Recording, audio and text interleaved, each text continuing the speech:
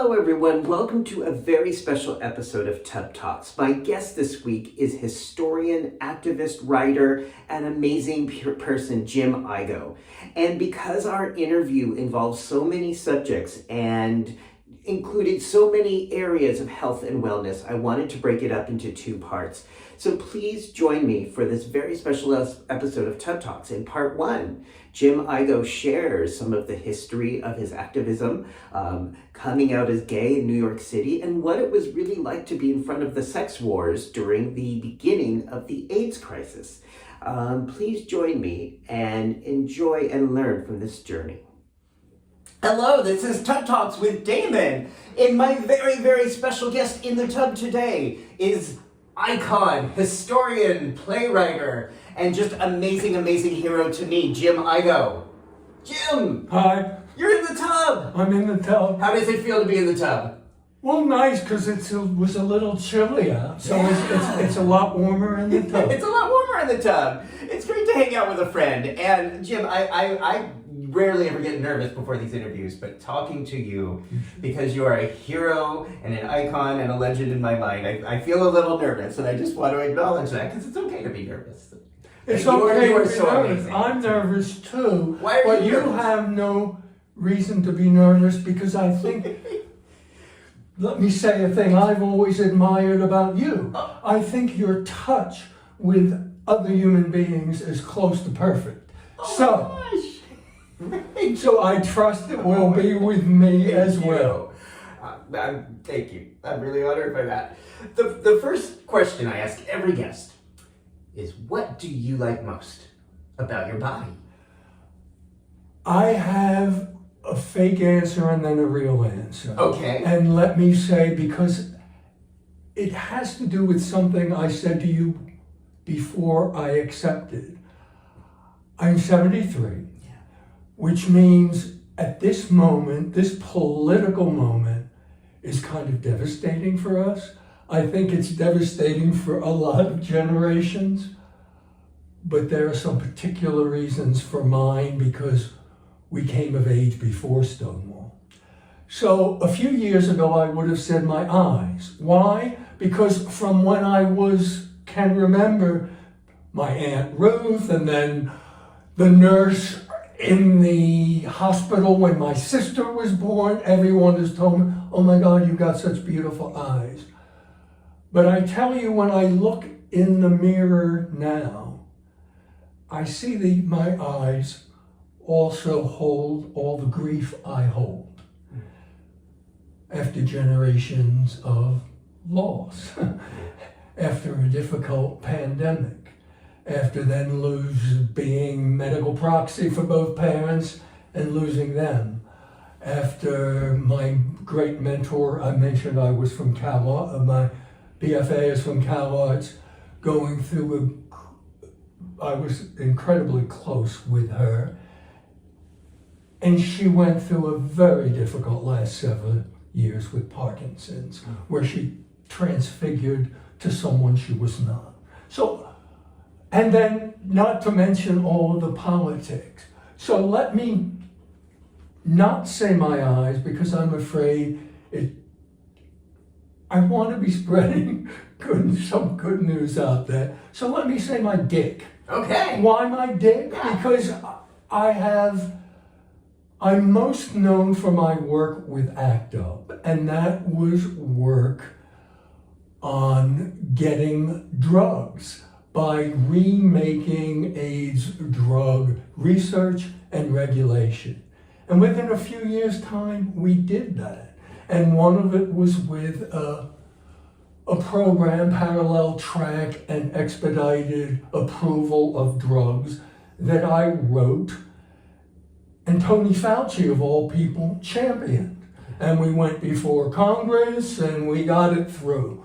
Within just a few months, it was crazy. But after I left ACT UP, I had said to Larry Kramer, the epidemic is not going to be over until we reclaim sex for ourselves. Yes. And so I started working with two groups, and I called APAL and Sex Panic in the mid and late 95 and 97. And we got a beachhold in the gay male sex spaces of that time, which for those of you who are too young to remember, they were bathhouses and gay male cinemas, because we actually were looking at films. And then eventually they became projected videos, but even so, the spaces were still there. And they were highly active sex spaces, particularly after the bathhouses were getting closed during the AIDS epidemic. Yes. People didn't stop having sex when the bathhouses closed. No. They just went to different spaces. I was sexually hyperactive for about 3 decades in New York City, where sex is regularly available. Yeah. And this was not mostly partnered sex. I've not really ever, I've lived alone since grad school, you know. But I think we often defend sex as a personal thing. And it certainly is that, and a pleasurable thing. But I, even in Sex Panic, was always for defending sex as a communal thing, as a cultural value. And so I say my dick because it's not only for 60 years now brought me a lot of pleasure, it's at a time when, as I said, was sexually hyperactive in the New York gay markets. It brought a lot of other people pleasure too. Yes. And that was a communal thing. Yes. Because as I mentioned, and it might be hard to realize in an age of Grindr and all that, where things are more, again, one-on-one, and I don't knock that at all, because the actual sex act is, even within a group situation, a one-on-one. We did get a foothold in several of the cinemas posted the safer sex guidelines that I wrote on my PC Junior and printed out on my Oki Data printer, and they just blew them up there. So it was so funny to see my printer, because not many people had an Oki Data. It was a thermal printer and a technology that went nowhere, but it was good for me, and it was good for those guidelines. But as I have said to you, it was hard work, because Rudy Giuliani was the mayor, and he was hell-bent on closing sex space after. So it was a whack-a-mole, we'd get a beachhead, and that space would be shut down. And in Australia, they were so successful using bathhouses to get safer sex information and even put into practice. America lost the boat there, because there was still always that remaining Puritanism that would not allow them to take sex as a value in itself. Right. Yeah. And the remnants of that I have seen recently in terms of PrEP, in terms of U equals U, in terms of doxypep. It's the same thing. It's like I could go to France and doxypep is easily available and accessible. Here in the US, there's the moral resistance against doxypep. Which under the current administration and the current head of Health and Human Services, we have not much of a chance of advancing. Yeah. So I want to talk about that, but I want to go back to the Sex Panic, because I love that you were talking about the healthy, communal, cultural benefits of sex positivity at a time when so many people within the gay community were positioned against that, right? That you were dealing with, you were stating something, you were putting out a message. I remember sex as a healthy expression at a time when it was associated with disease and death.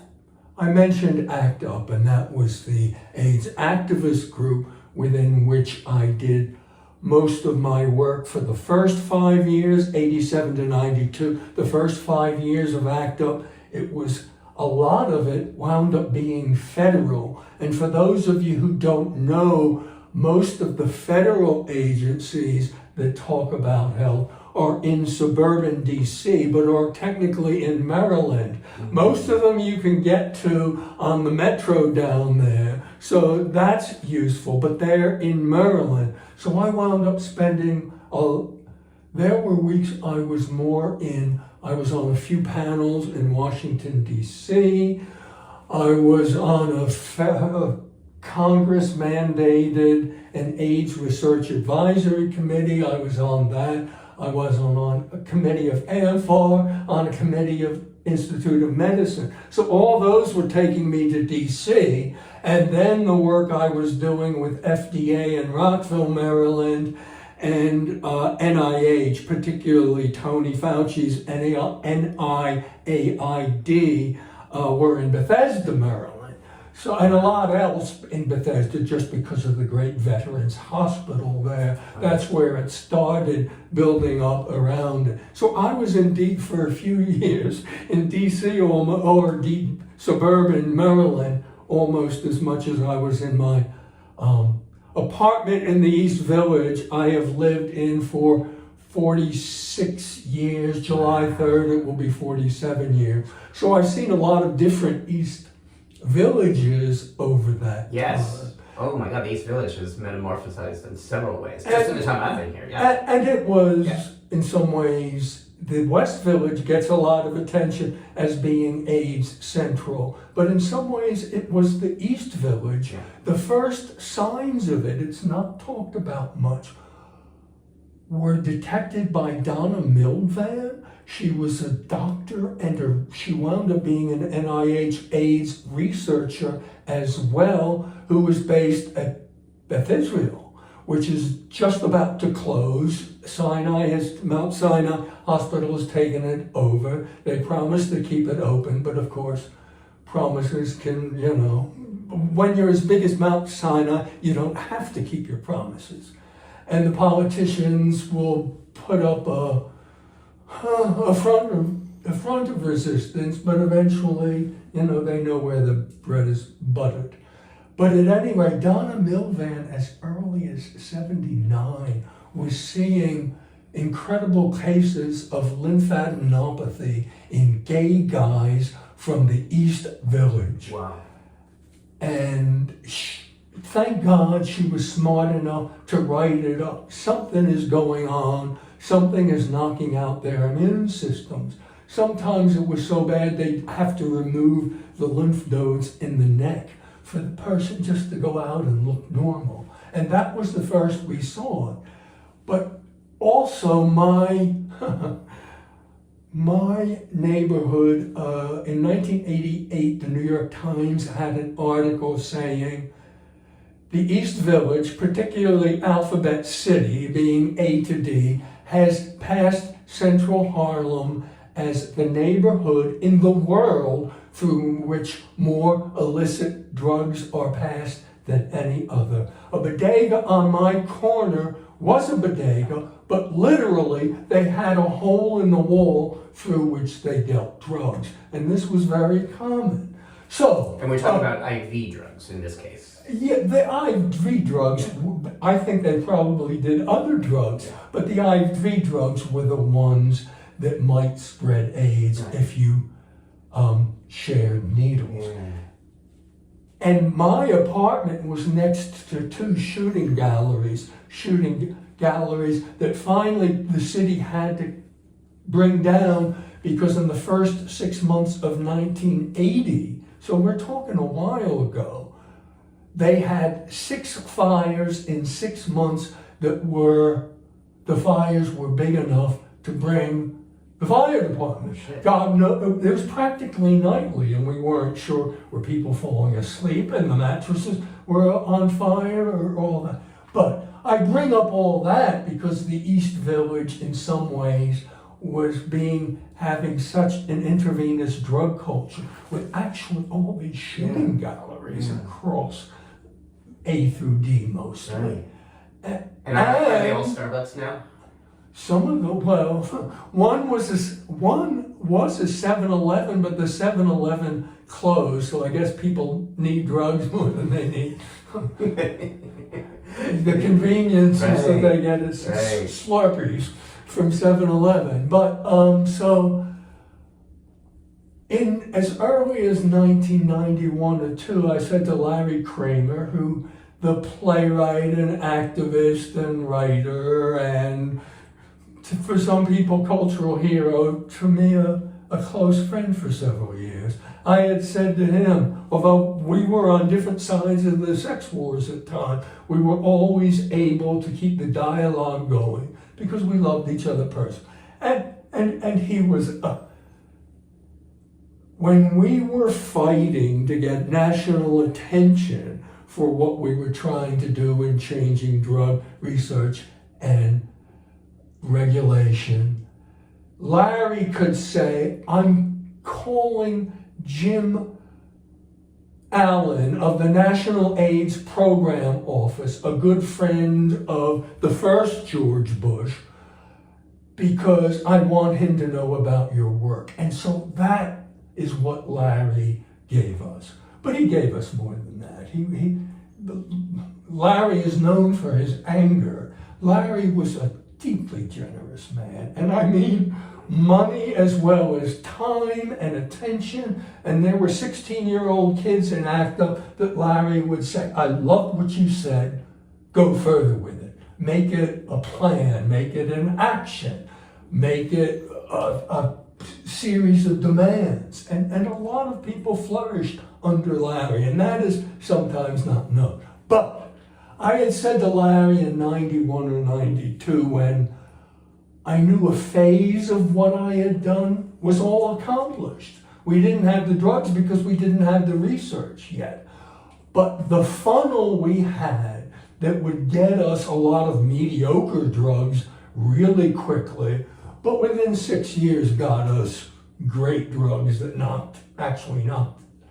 That had been done, and I was kind of thinking about what I would need to do, and I'd said to Larry, we're not going to end this epidemic until we claim sex for us as a good, as a cultural good, not just as something, it's personal and we'll talk, I'll let you do what you do as long as you let me do what I want to do. It's wider than that. I think if anyone would understand what I mean by that, it would be you. That, it is just a cultural good. And so, because of that, in 1995, a bunch of us who were ACT UP graduates found the AIDS Prevention Action League, but it was a sex-positive group that was arising because, as I mentioned, Giuliani was closing space after space, but some of it was with the help of some gay journalists who were working at the time. I do not want to badmouth those journalists. Some of them are my friends, some of them were heroes, some of them ran Outweek, which was an amazing publication I think it was from 87 to 91, 92 or so, that was just a lifeline in an age of AIDS before we were online. I was writing everything, thank God, on my personal computer. And in 92, I converted everything into Word. So I've still got it now on my hard drive and lots of places in the cloud, all of those important AIDS documents from, as early as 87. Because I was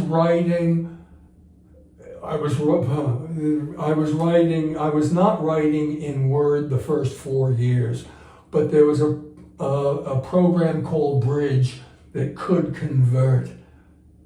What was I writing in? Word Star. Someone once called it the Darth Vader of word processing systems. It was hard, and for those of you who are as old as me, you might remember with programs that were that big, it was on 3 floppy disks. So you'd have to put the floppy, and then you had the floppy of your own work to so that you were working with, at the minimum, four for word processing, plus the floppy disk, which had the disk operating system. But thank God we at least had that. But we didn't have online.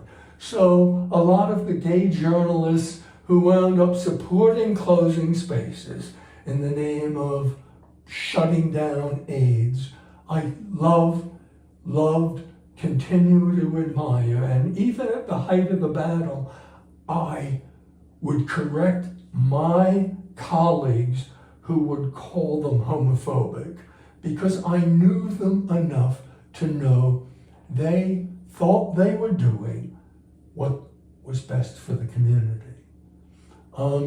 Yesterday, we both happened to be at a book, kind of a book reading, a celebration of a new book from an activist friend of ours, Ben Hine Shepherd, in which he talked a bit about the sex wars that went on at that time. And they kind of consumed us. Yeah. They split but one of the people, Ben, who mentioned yesterday, is Mark Milano, whom I continue to love and work closely with. Both my first and my second 5-year stint in AIDS, which was in the prevention wing, post what we really knew, that anal sex, did not transmit HIV if the person who was living with HIV had undetectable vinyl load. And PrEP, those two things, plus I have to admit Obamacare in a state like ours, which had a brilliant expanded Medicaid, we could get theoretically, there are lots of other barriers like education and racism and a whole bunch of other things, substance use, etc., which stand in the way. Do you have to shift? And homelessness. And homelessness, absolutely. Which I learned in the state, all of that. But in theory, once we had those... Are you comfortable? I'm fine. Cool. Are you? Yeah, I'm great. Yeah. We could theoretically get everyone onto PrEP. And that's kind of what I worked on my second 5 years in ACTA, mostly through a program that the AIDS Institute of New York State ran called, we had a task force that drew up a blueprint for ending AIDS as an epidemic in New York. And as brilliant as that blueprint was, we still haven't gotten all the money and tech support, but the city has been really good at getting us a lot of money. So we really did have a great success in New York City in transforming our what we called our STD clinics. We hadn't even graduated to STI, to sexual health clinics. Yes. And if you're going in to get an HIV test, they can send you either to prevention, which will get you PrEP if you want it, get you other modes if you have problems with going on to an antiviral, or into care if you test HIV positive. Yes. And that's through the money and working with the Department of Health. Sometimes you've got to work with the people that you've been yelling outside in the streets finally, because they got the power and they have the means to quickly change things. And I have to say,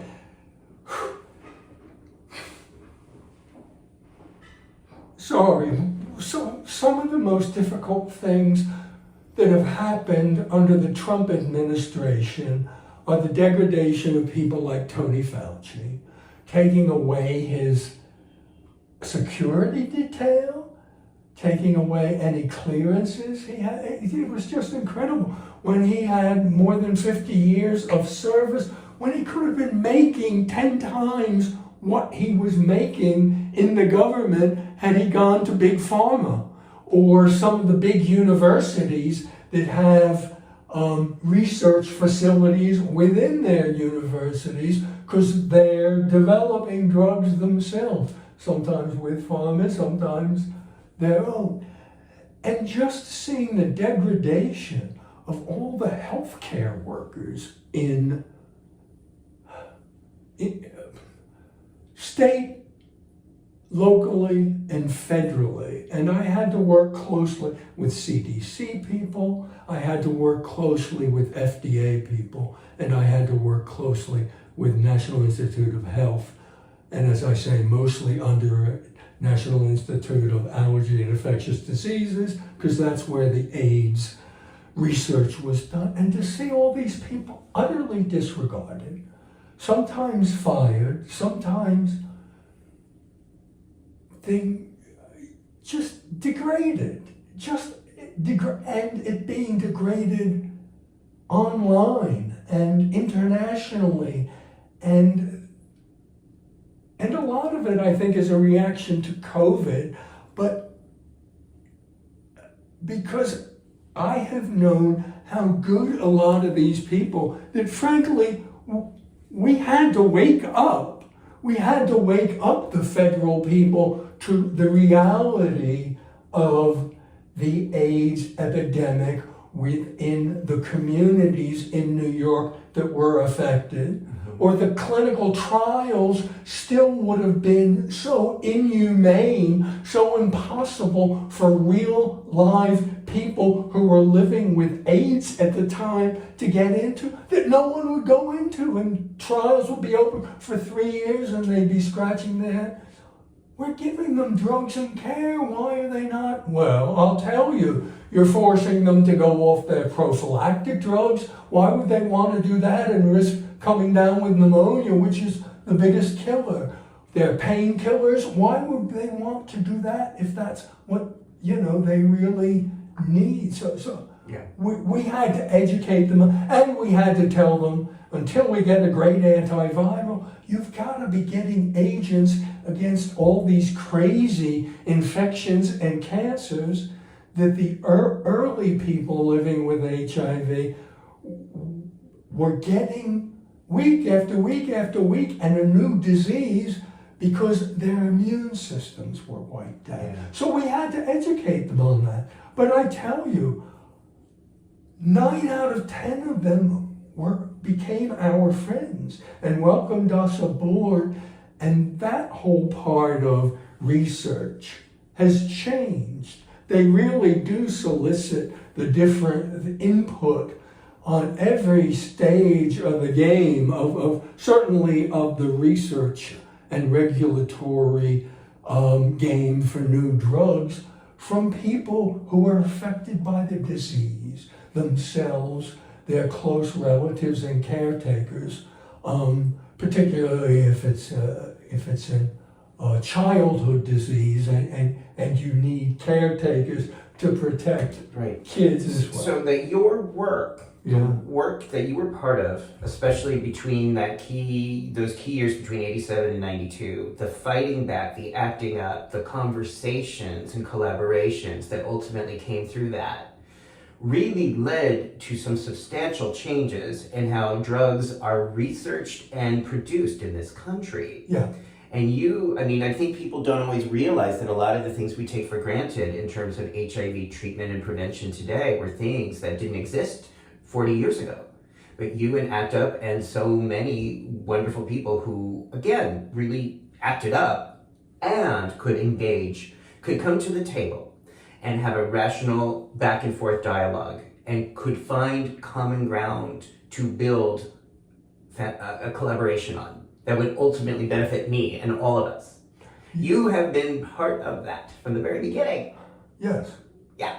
And I think that did pay off during COVID. Which might sound wonderful, but you can realize how heartbreaking it is when you see a clown like RFK Jr. sitting on top of it. Yeah. And all the people they've put in there are none of them believe in public health. Well, see, this is where this is what I wanted to go to, because what I learned growing up in that time from you and from the examples set in ACT UP and the sex wars that you described is that we might have differences, but if we could just come together and have a conversation with adequate data and science and facts, then we can come together and find some common ground to agree on. We may not agree on everything, but we can agree on a lot of things if we can talk calmly and when we have science and data to support our point of view. That has always been how I've operated as an educator, as an activist, from your example. And that is also where I get baffled and terrified about where we're at today, because now it doesn't appear that science or data or evidence seems to play a very significant role in the wars or debates that are playing out in this country. Is that what you're getting to here? Yeah. You mentioned, when we were getting undressed, you mentioned that you had recently just seen the film How to Survive. Yeah, I recently rewatched, which by the way is here on YouTube. If you're watching this Tub Talk, you can also see How to Survive a Play featuring you and many people. And it's free here on YouTube. I'll put the link down below, because I think for anyone who is interested in science or facts or data or activism really would benefit from seeing how this was created, the blueprint was created. One of my favorite moments in that is something that I think no one would say except for me. Susan Ellenberg was the chief biostatistician for NIAID. Overwhelmingly, most of the AIDS clinical trials were being done by NIAID, since AIDS is an infectious disease. And she said, I read what they were handing out in Montreal in 1987. The International AIDS Conference was there, and that was when ACT UP made its first international splash. Thank goodness it was only in Montreal, so we only just had to travel up the eastern seaboard, not the seaboard, but travel to upstate New York and over the border. And she said, and I realized they weren't trying to do away with clinical trials. They weren't trying to do away with science.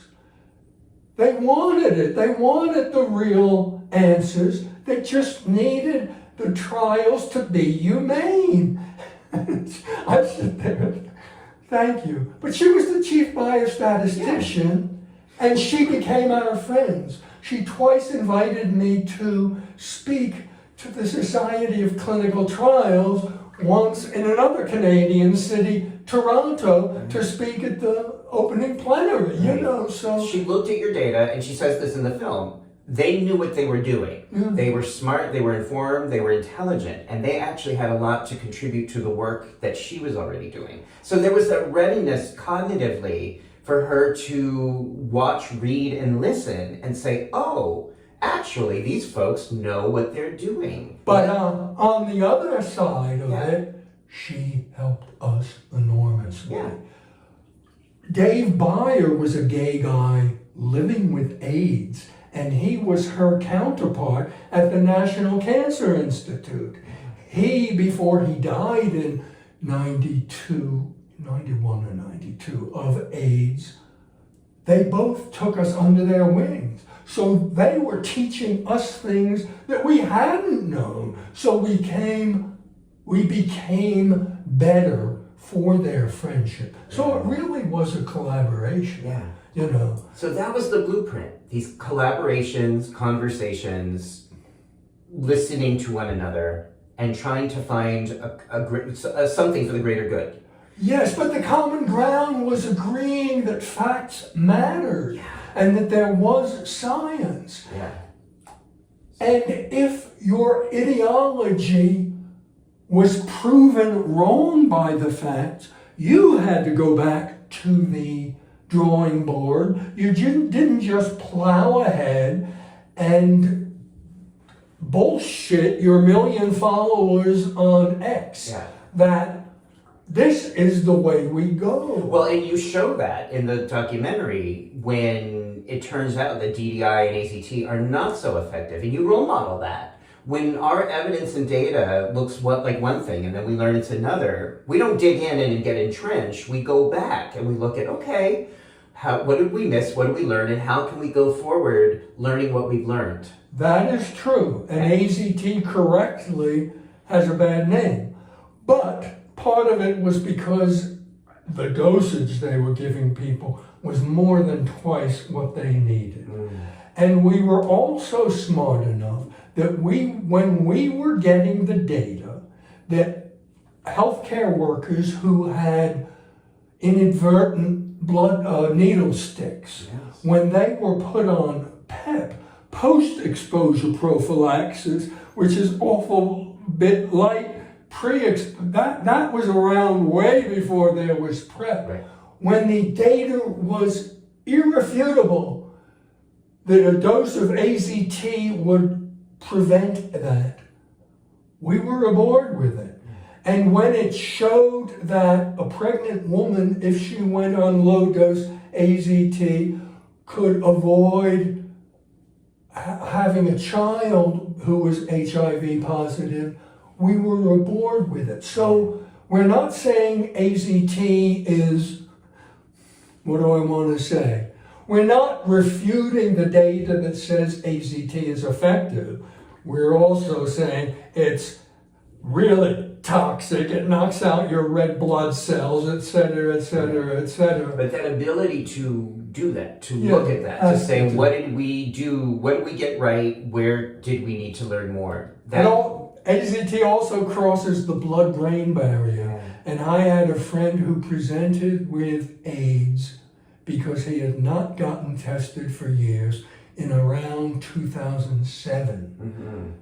And he was getting delirious, and they gave him AZT, and he's fine now. Wow. But so, thank God we have something that can cross that barrier. Right. So that was the history. That's of people being willing to look at the science and consider the science as the foundation of their policy and decision-making process, right? Yeah. Now, today, you are seeing something very different play out. Yeah, I mean... So that's... Well... And I know that it is happening, it's horrifying. I know it also is hurtful. Yeah, it's hurtful. Yeah. And, I don't think we know yet where all the foreign aid that Trump stopped and courts have ordered, I don't think we know yet what the final, I'll be blunt, we don't yet know what the final body count is going to be. But already people are dying because of it.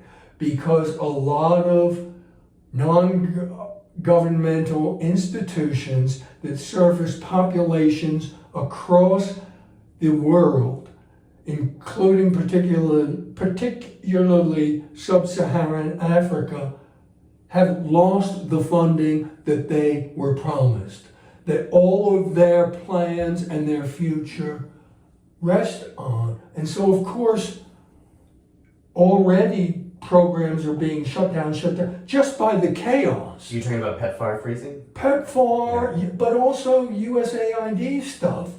But yes, PEPFAR particularly, because that's very AIDS specific. But there are vaccination programs that also deal in handing out HIV drugs and PrEP that have been closed down because of USAID. So it's PEPFAR and other things, other foreign aid it's in limbo right now. Who knows what it is? And what are for those who don't realize, what are the consequences of the U.S. freezing these funds in other countries? In about 10 years ago, an important black activist who had been the child of Black Panthers and she grew up among Black Panthers, was named Mary Bassett. She became New York City's, she headed DOHMH, Department of Health and Mental Hygiene is what, terrible term, so we just call it DOHMH. And she was an ally of ours. I bring her up because before she was working for government, she was head of the Ford Foundation. A decade before, she contacted TAG, the treatment activist group, which spun off from ACT UP, because she was with the Ford Foundation giving out money in sub-Saharan Africa. And she was not inclined to give it out for drug programs because she thought it was going to be wasteful. And it was TAG, and she has publicly spoken out about that. So AIDS activists that had, grown up in ACT UP, and all of them had started in ACT UP, the whole first cotillion of TAG had started in ACT UP. And so that gives you an idea of what had once, as little as the turn of the century, been thought impossible by people of goodwill who were in the field, who, when confronted with data, if you do a program like this, it's successful.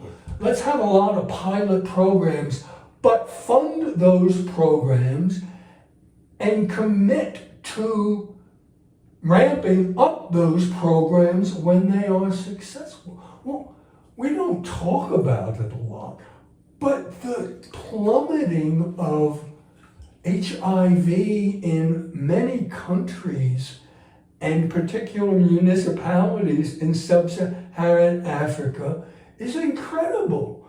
We had some in big cities in Africa, some of their HIV rates fell far below New York's as of 2012, say. And I know that because it was at the end of 2012 that, knowing that I had a bit of a platform because they were sending me around the world to screen how to survive a plague, that I could now talk about prevention because the two things I mentioned, that you could be HIV positive, but you were not, I hate to use some of these terms, would be impossible for you to infect anyone else if you were on your meds and you had undetectable virus. And we had PrEP, which had proven itself as highly effective against transmitting HIV in anal intercourse.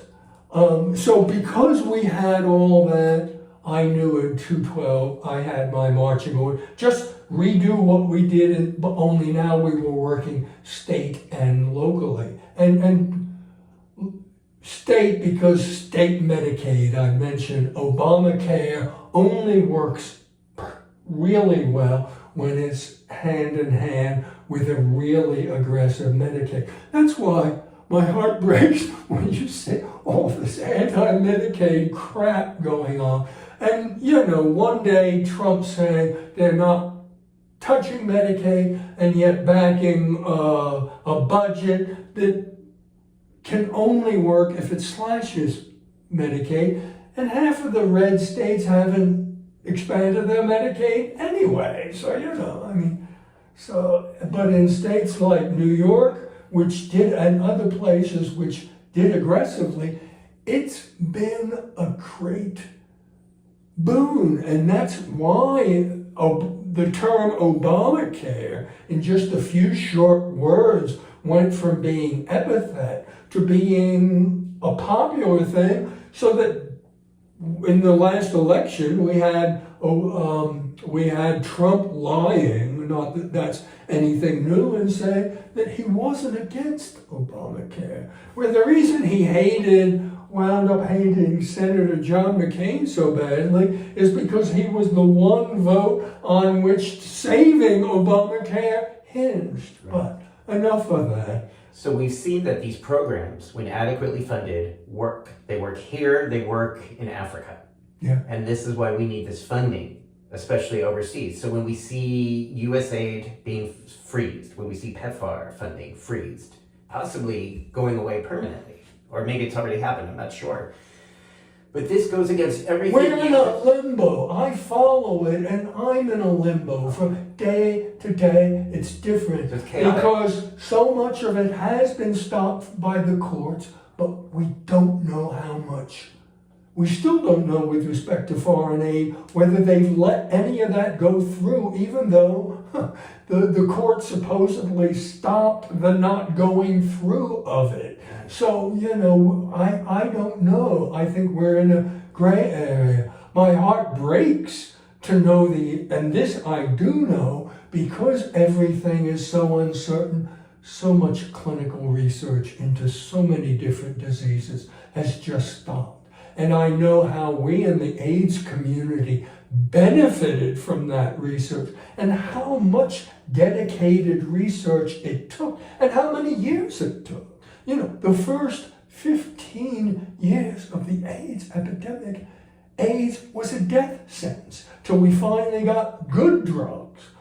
We got a bunch of mediocre drugs, and for many people it held it like the Peter Staleys of this world. It held HIV at bay long enough till the good drugs came in. Many other friends of mine. But you mentioned DDI. It was not a great drug. It causes neuropathy. On the other hand, a lot of people stayed alive because of it. So, right. Life is never simple. Right, but you have worked what's happening today in the Bush administration. That was a Freudian slip, because I was thinking of Bush when you were talking about but what's happening today in the Trump imagine administration. looking back at the Bush administration as being Edenic compared to where we are today? Because Fauci was totally supported by both Bushes. Yeah. By both Bushes. Yeah. PEPFAR came under Bush. Yeah. Second. George W. Yeah. So seeing your work, your passion, your heart, your soul, your spirit, everything you've committed to for the better part of 40 years, and with today's Trump administration. What do you want to say about this? could I expand it a little? Anything, yeah. There's also something we said. Yeah. And you're going to have to hold my hand. I think I said I was 73. That means I graduated high school 3 weeks before the Stonewall riots. When I was in high school, gay was not a choice. It did not even designate homosexual to the people I knew. Gay was done, we now are gay apparel, or pretty and witty and gay. It was a word that seems mostly we used in musical comedy or Christmas carols and things like that. It was a word we used, but it was, exceptionally happy. Now, it had been a word that had been around for about 70 years in the gay communities, and these were both male homosexual and lesbian communities, but it wasn't until the Stonewall riots, it wasn't international and international.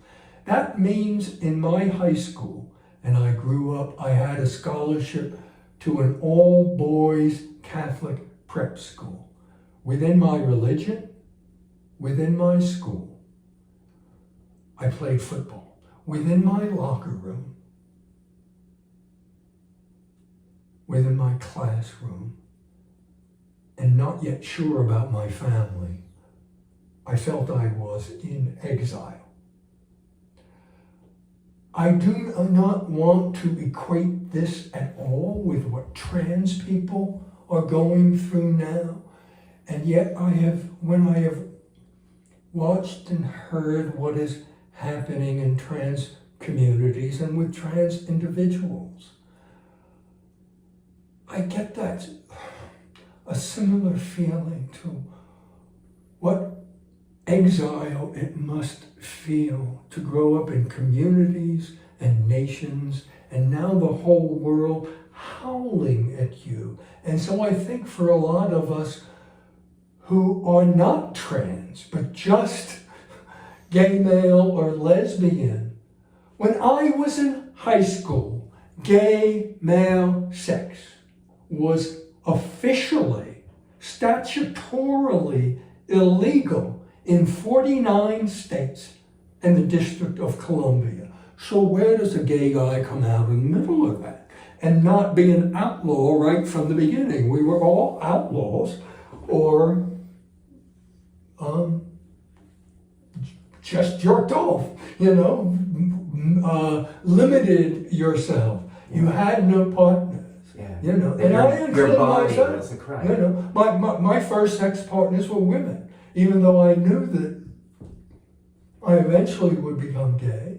And I was in theater. It was a profession that welcomed gay. I can't remember if I said this to Damon earlier. My BFA is from Cal Arts. At Cal Arts, as early as 1970, we were having dances where guys were dancing with guys. Well, that sounds so ridiculous now. That's the first time I ever saw it. So, but it was still it wasn't until a few years later when I came to New York that I finally came out. And yet, my parents welcomed it, despite being Roman Catholic. Yeah. But what was that like psychologically to know that your body, your desire was a crime?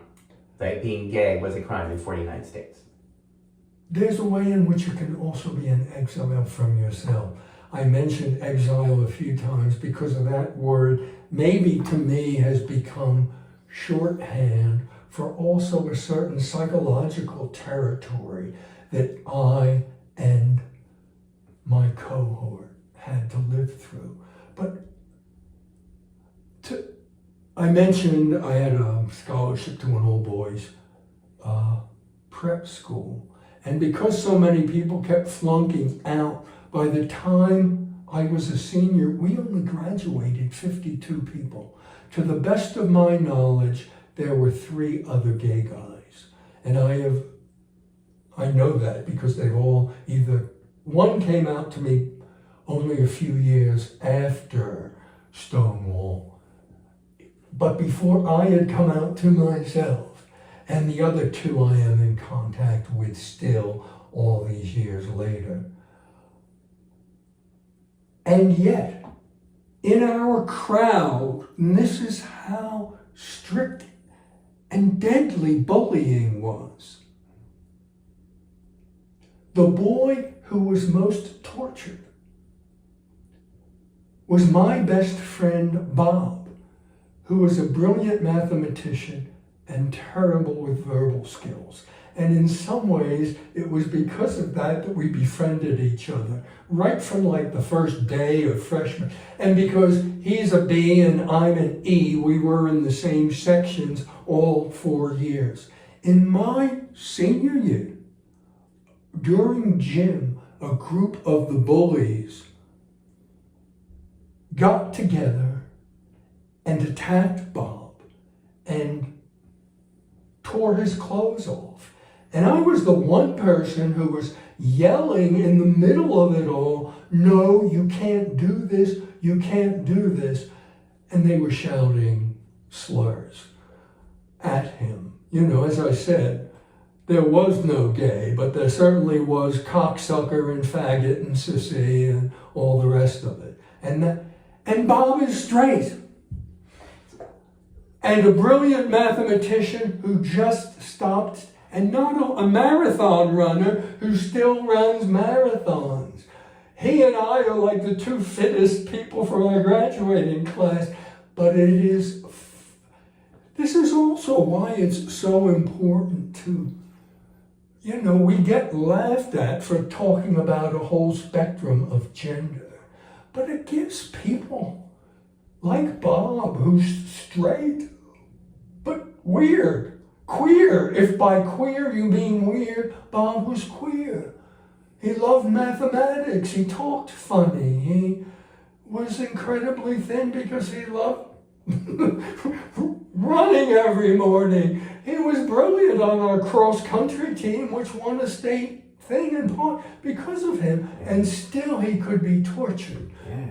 And for people of my generation, I thought we had made such strides.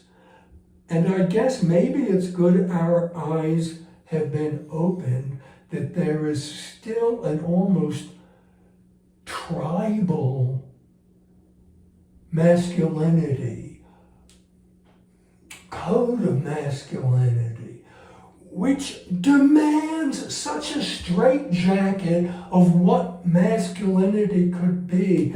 I mentioned we were both at the event for our dear friend Ben. Well, Ben is not a gay guy. Ben has a family and children, and he is certainly not, does not fit that straight. So it benefits straight people to think beyond simple binary. But my fear is that we have just like incredibly snapped back to a kind of toxic masculinity that is even worse than the, or more straitjacketing than the masculinity I grew up with, which sees our sexuality as men impregnating women who bear children. And if you don't bear children and are a woman, you're an old useless cat lady. And if you don't bear, but you know, Elon Musk with his at least 14 kids that we now know of, you know, and I'm not someone I'm not against polyamory, but I am against mandatory polyamory. I am against mandatory reproduction. You know, we are more than, our sexuality is so much more than our ability to have kids. So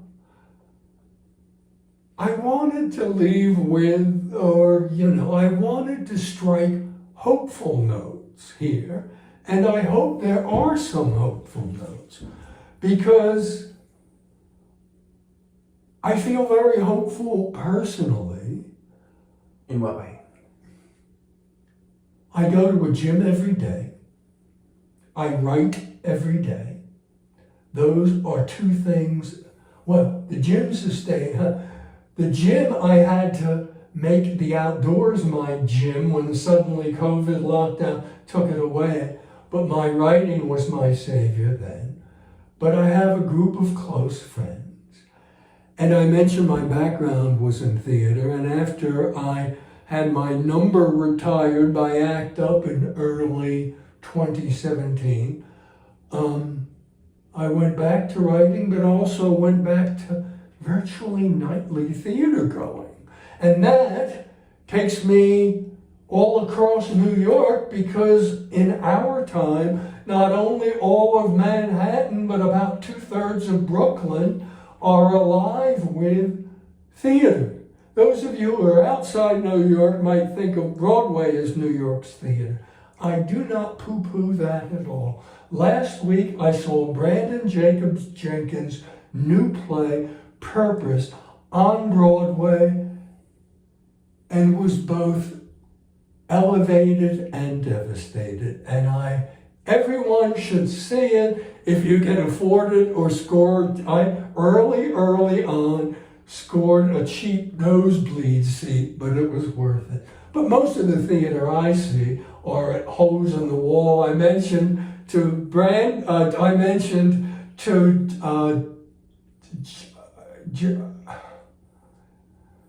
that I know this neighborhood only because of the little hole-in-the-wall theater spaces that are in this neighborhood. Yeah. So those are the things. So those things are giving you hope. And I have community there too. Yeah. I have a bunch of people in the gym I talk to, but the other day a guy came up to me in the gym and he said, John? I said, no, Jim, but it's close. And I don't think we'd ever talked, but now we have. So the next time we see each other in the gym, we'll talk, and we will have talked. And they're regular people, people I talk to. Do you have a partner today? Or a I do not have a partner today. I live alone and have lived alone since grad school. Well, that doesn't mean you don't have a partner. I understand that. And I have a good straight friend, the poet Bruce Andrews, who for 40 years has been partnered with the brilliant dancer choreographer Sally Silvers. And he joked, even in the New York Times, that the only reason they've stayed together is because they have separate apartments. So with some people, that is true. Do you have a source of touch or connection or affection or sex in your life today? I have to say, my sex is a few times a week, but it is mostly solo sex. Okay. And there was a time when the spaces in New York, at which I, for decades, had mostly been, had most of my sex shut down. And also, there were just times and things that I was doing in my life I haven't even talked about. When you're 73, you've had several lives. I haven't talked about the reason I could actually retire is because after Giuliani successfully closed down enough sex spaces that I had to finally think about, well, how are you going to be making a living, Jim? So for nearly 8 years, I was editor of two, we used to call them gay niche magazines, but they were Plague-Eye and Inches. And I also wrote the two big columns for Plague-Eye and Inches. They're called Plague-Eye? Plague-Eye and Inches. They were two historically important magazines. Plague-Eye, after Mandate, was the most important gay magazine. And I say gay because although it was a porn magazine, there was a time when gay male lit was pornographic if it talked about anything other than, the poor sad boy who commits suicide, which I also have great feeling for that because I kind of know the source out of which a lot of those suicides occurred and still do.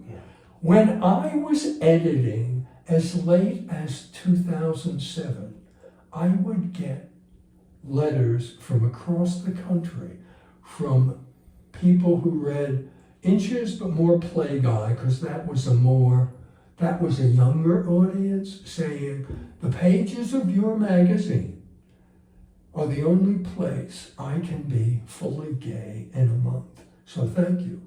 So, to some people, I was a pornographer. To me, it was just in some ways a continuation of the sexual health work I had been doing in a different medium. Yeah. But anyway, because... So was it like pictures or essays? Yeah. Erotica? It was, yes, it was... Are these available anywhere? Well, maybe, I'm sure you could get them online because everything is available. And no, one of the things,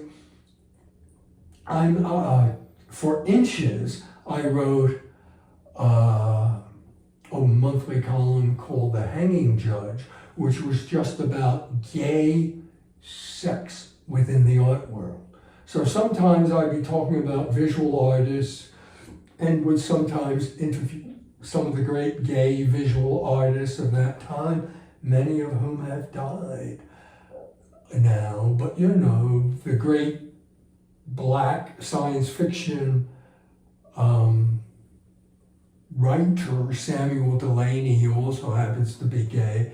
I did an interview with him, which was quoted when Triangle gave him a Lifetime Achievement Award, and so I was very happy with that. So, because I was writing those two big columns in my magazine and editing them, and 80% of editing was writing the copy that went with the model shoots. So there would be like between 6 or so model shoots. The only thing we didn't write was there were two short stories, and I did the rest of the copy I wrote. So it took a lot of hours in a week. I hated the company, but I loved the magazines, and I loved doing them. But in 2005, my mother died. 9 days after having a hemorrhagic stroke out in the street, because she went out in the frozen rain to tip the hairdresser she had been to the day before, because she remembered, oh my God, I forgot to tip her. She had just subscribed to the New York Times so she would not have to go outside on days like that. And she did, and she fell on the ice. But I think she had the hemorrhagic stroke and then fell. I don't think she fell and had the hemorrhagic stroke. I think it was her. I won't go into other. So my mother died after 9 days, but I inherited my father until he died in 2012, the same year we brought out How to Survive a Plague. And 6 of those years he was housebound. In the last 2 years, I was sleeping on his couch. So I'm also greatly moved when I hear what healthcare workers are going through. Just when it looked like a society, and particularly in New York, we were getting enlightened enough to pay those people who put their lives on hold to take care of parents, relatives, partners, etc., who can no longer do so. But we again, after it looked like I feel like we're going back to the Dark Ages. But because of that, during those 7 years, about the only life, particularly the last 2 entirely, I had no life. I was sleeping on his couch while trying to keep my apartment on Avenue A, and his couch was on Prospect Park West, where my parents had lived in the last phase of their life. So it was convenient. I could see them a lot. They were no longer living in Philadelphia, where they had been for about a generation. But from 78 onwards, they were close to me. Running 2 households can be difficult. Mm-hmm. And my father's financial situation was really complex in a good way, in some ways, because he'd had a full-time job until he was 84. And he'd always had a part-time job. So the number of pensions and IRAs and rollover IRAs from other jobs, and I'd had to take care of my mother's IRA, and she didn't have a pension, but she was getting some, so just doing all that was more than a full-time job. So then after he died, I was able to go back to ACT UP for 5 years and then have the life which is somewhat similar to the one I have